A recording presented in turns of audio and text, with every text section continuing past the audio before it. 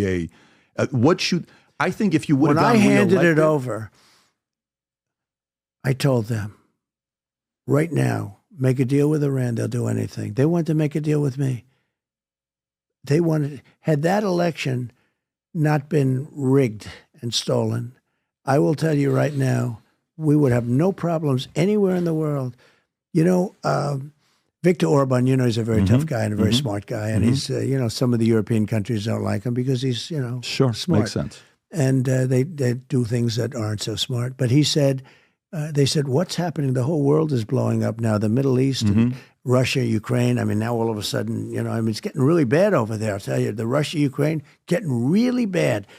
You could have World War III, and we have two people, her and him, and she's not as smart as Biden. Biden, believe it or not, and this is a very small group of people fit into this category, he's smarter than she is, okay?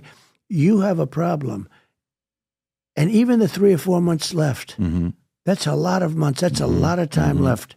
You could have World War III before I would take office, even if I So let me ask you this. This country the world is in grave danger. But you know what Viktor Orban said? He said, if Trump comes back in, everything's solved. He said when he ran it, we had no wars, we had no problems. Now, he used the term they were afraid of Trump. I don't want to use that term because it's like, you know, but they were. They were afraid of me. They didn't know what the hell I was going to do. And that included Russia. Don't forget, they always said, oh, I'm so close to Putin. I had a good relationship with Putin. I had a good relationship with President Xi. But what did I do to Putin? I ended the pipeline going to Germany and all over Europe. The biggest job they've ever had is the pipeline going all over Europe. I terminated it. Think of it. Do you think that's a good relationship? No. Putin said, you know, I'd hate to see you if you were angry at us. You understand? But what did I do? First, earlier, and then you go, well, Trump was in the pocket of Russia. Trump was in the pocket. I ended the biggest job they've ever done, a job that made more money. Biden comes in, and what does he do? He approves it. He lets it go forward. It was dead. It was never going to happen. And what else did he do? He took the Keystone pipeline, which was our pipeline, which should have been approved, and he terminated it just before construction was started. They've lost credibility at this point. But with Iran, so here's one thing. The reason why I'm asking this, I lived in Iran almost 11 years, and I was, you know, Are you Iranian? I was born Armenian, mother side, Assyrian, father side. You gave a shout out to Assyrians the other day in Arizona. It was great seeing Assyrians for Trump. But I'm asking you know why they were there? They were so nice. I met this. They said, the Assyrians, they said, could you give us a shout out? I said, who are you? You know, I didn't know.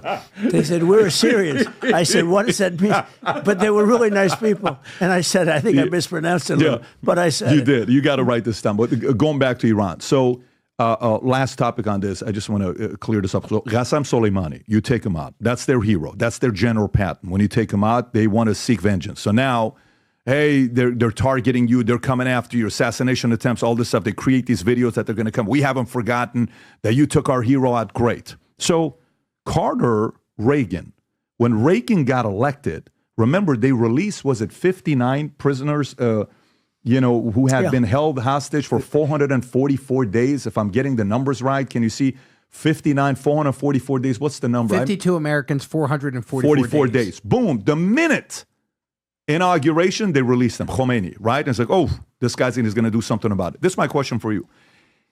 Say you win November 5th. Say it's a landslide. Say it's done, okay? From November 5th to your going back to putting your hand in inauguration on the stage. During that time, that season, what do you think is going to happen during that season? Is during that season Russia, Ukraine going to be done? During that season, you think it's going to be that quickly? Or do you think it's going to be after? I think the world's going to behave, and I think I will settle Russia, Ukraine while I'm president-elect. While you're president-elect? While I'm president-elect. Wow. You need that credibility. Sure. While I'm president-elect, I will settle it. You know, I met with Zelensky the other day. I have good relationship with Putin and with Zelensky. He didn't look too happy standing next to you, though.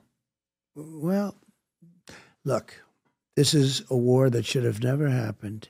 You have millions of people that are dead, much more than you're reading about. You know, when you see these, I was amazed at how big. I'm in the real estate business, to put it mildly. Sure. So I know buildings. Those buildings were massive. They were long rather than tall. They were 12 to 15 stories, but they went like for blocks. They were massive buildings. Rockets were hitting the buildings. They were collapsing. A lot of people were killed. You hear 2 people were injured. No. Many people were killed. That war is much more deadly than they're telling you. It has to be settled. But here's the problem. It should have never happened. If I were president, that war would have never happened. Putin would have never done it. The war would have never happened. You're saying, without even a settlement. Without even a settlement. But you're saying after November 5th, as a elect, you're saying things are going to get done during that time? I'd like to be able How to about do Iran it. and Israel? What about that one? Well, that depends. A lot's happening right now. I know We're going it to have is. to see what Right. happens. Okay. That one is a very interesting one. And it's become more interesting because Israel didn't listen to Biden and her and did what they wanted to do. And they put themselves in a pretty strong position. I mean, let's face it. Who would have thought this was going to happen? Everybody was very afraid of Iran. They're less afraid of Iran now. What they did to Hezbollah and Hamas, if you take a look at what's going on. Nasrallah, they took everybody out. I mean, the No, pagers there. the whole thing with the pagers. Right.